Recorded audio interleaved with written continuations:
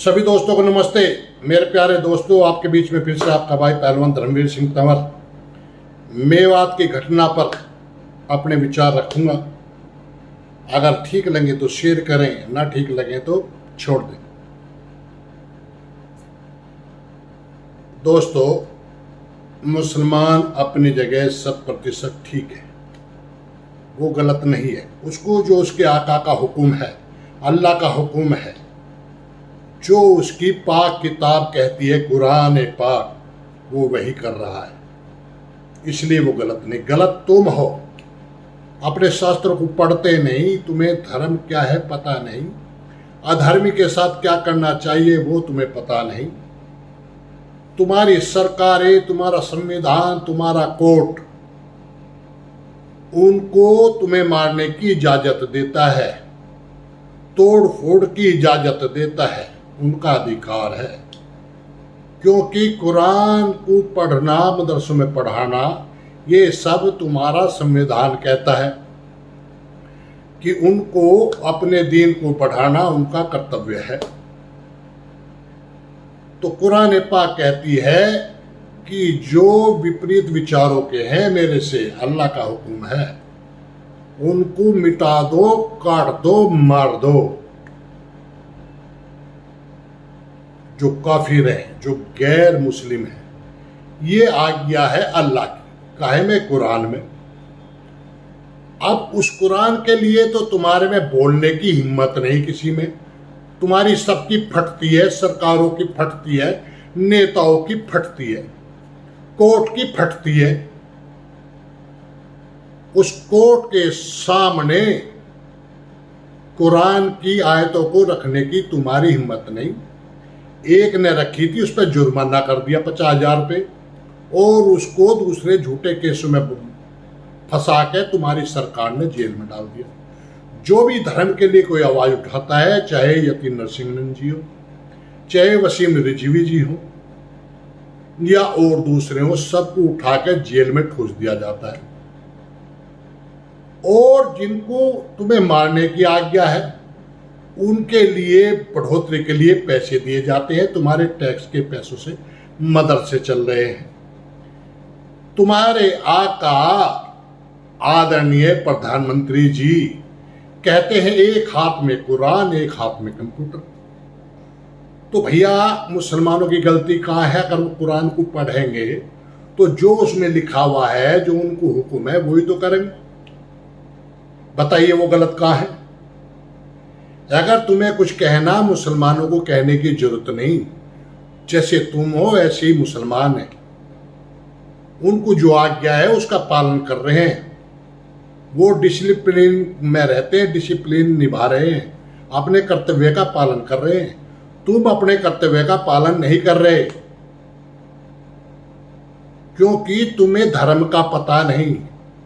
उन्हें अपने मजहब का पता है और वो अपने मजहब पे चल रहे हैं। अगर मुसलमानों को भारत से प्यार होता, भारत को अपना देश मानते, तो बताइए वो भारत का बंटवारा क्यों करते? उन्होंने भारत का बंटवारा इसलिए किया है कि भारत कमजोर होगा, फिर धीरे धीरे फिर बंटवारा करेंगे, फिर बंटवारा करेंगे, क्योंकि उन्हें पूरे भारत को इस्लामिक राष्ट्र बनाना है। इसलिए उनके लिए भारत जो है दारुल हरब है, यानी कि युद्ध का स्थान। जब तक ये पूरा देश जो है इस्लामी देश नहीं हो जाता, जब तक वे युद्ध करेंगे, पत्थर बरसाएंगे। पत्थर बरसाने का उनको अधिकार है, वो भी अल्लाह ने दिया हुआ है कि शैतान पर पत्थर बरसाओ।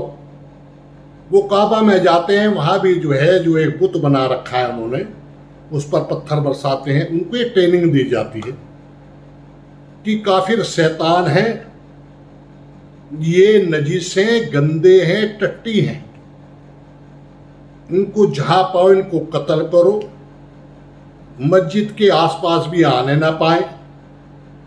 ये अल्लाह का हुक्म है। जो पड़ोसी तुम्हारे काफिर हैं, गैर मुस्लिम हैं, उनको मारो। उनके अंदर तुम्हारा खौफ, डर होना चाहिए। ये अल्लाह का हुक्म है।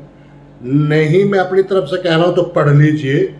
सूरा तौबा की आयत नंबर 123, 123, जिसमें अल्लाह का साफ साफ हुक्म है कि जो काफिर हैं, गैर मुस्लिम है, तुम्हारे पड़ोसी हैं, उनको मारो, उनसे लड़ाई करो, युद्ध करो। उनके अंदर तुम्हारा भय होना चाहिए, डर होना चाहिए। सूरा तौबा की आयत नंबर 28 साफ साफ कहती है, पहले भी बताया और भी एक्स मुस्लिम भी बहुत बता रहे हैं कि जितने भी गैर मुस्लिम है, काफिर हैं, वो नजिस है, गंदे हैं, टट्टी हैं, सुअर हैं, नापाक हैं। उनको जहां पाओ कत्ल करो। सूरा तौबा आयत नंबर 5। जब तक कत्ल करो, अगर वे नमाज पढ़ने लगे, जकात देने लगे, यानी कि इस्लाम कबूल कर लें। अगर इस्लाम नहीं कबूल करते तो उनको जहां पाओ कत्ल करो। ये सब अल्लाह का हुक्म है। ये सब पढ़ने की इजाजत तुम्हारी सरकार देती है, तुम्हारा संविधान देता है, तुम्हारा कोर्ट देता है। तो बताइए भैया, और तुमने दे रखी है, तुम विरोध करते नहीं, तो भैया बताइए मुसलमान कहाँ गलत है? वो तो अपना कर्तव्य का पालन कर रहे हैं, तुम अपने कर्तव्य का पालन नहीं कर रहे। तो इसमें दोषी तुम हो, ना कि मुसलमान। अगर तुम कर्तव्य का पालन करते तो मान लिया बंटवारा हो भी गया था, भारत के टुकड़े हो गए थे, भारत माता के टुकड़े कर दिए थे, तो जब ही तुम्हें कहना चाहिए था कि ठीक है, जो हो गया हो गया, अब न्याय कर दो, सही से बंटवारा कर दो। जो मुसलमान है वो पाकिस्तान चले जाए, जो वहाँ हिंदू है यहाँ जाए। वहाँ हिंदू मिटा दिए गए, मार दिए गए, अब वो मिटने के कगार पे, और यहाँ तुमने इन्हें फलने फूलने का मौका दिया। 3 करोड़ से 35 करोड़ हो गए। आप ये कहते हैं तुम्हारे बाप का देश है क्या? तो बताइए, उनकी गलती थोड़ी है। उनको तो आज्ञा है, काफिर हैं, गंदे हैं, नापाक, इनको मिटाओ, मारो। ये किसी काम के नहीं। इनको मारना धर्म है, पुण्य का काम है काफिर को मारना। अगर काफिर को मारेंगे तो जन्नत मिलेगी, और काफिर को मारते हुए मर भी गए तो शहीद हो जाएंगे, तो अल्लाह के यहाँ टिकट पक्का जन्नत का। तो उनको हर तरीके से सब कुछ पढ़ाया जा रहा है, तुम्हारे पैसे से पढ़ाया जा रहा है, तुम्हारी सरकारें परमिशन दे रही है, तुम्हारा कानून परमिशन दे रहा है, तुम्हारा संविधान परमिशन दे रहा है। तो वो तो मारेंगे, तोड़ेंगे, काटेंगे, आग लगाएंगे, सब कुछ बर्बाद करेंगे, चूंकि मुसलमान के लिए उसका देश से कोई लेना देना नहीं। मुसलमान कभी राष्ट्रवादी हो नहीं सकता, मुसलमान कभी मनुष्य हो नहीं सकता, चूंकि उसको आज्ञा है मुसलमान बनने की, ईमान वाला बनने की। तो ईमान वाला कौन है? जो अल्लाह के बताए रास्ते पर चलता है, उसकी हर बात को मानता है, काफिरों से नफरत करता है, काफिर को दोस्त नहीं बनाता, उनको मारता है। उनके लिए वो पुण्य का काम है। जो ये सब काम करता है वो ही ईमान वाला है, और जो ये काम नहीं करता, जो अल्लाह की बात नहीं मानता, वो नजिस है, गंदा है, नापाक है। इसलिए मुसलमान गलत नहीं है, गलत तुम हो। तुम्हें अपने धर्म का पता नहीं, तुम्हें तुम्हारे शास्त्रों की क्या आज्ञा है वो तुम्हें पता नहीं। इसलिए अपने शास्त्रों की आज्ञा का पालन करो, जानो धर्म क्या है, अधर्म क्या है। जब तक धर्म अधर्म को नहीं मिटाएगा, जब तक शांति नहीं हो सकती। अगर शांति चाहते हो तो आपको तकड़ा रहना पड़ेगा, तकड़ा बनना पड़ेगा। जब तक जो है अधर्म के अंदर, राक्षस के अंदर भय नहीं होगा, जब तक वो मानने वाला नहीं। राक्षस समझाने से नहीं मानते, अधर्मी समझाने से नहीं मानते। अगर समझाने से मानते तो भगवान श्री कृष्ण ने दुर्योधन वगैरह को खूब समझाया था, प्यार से समझाया था, भाई झगड़ा ना हो इसलिए 5 गांव ही दे दो। माने थे क्या?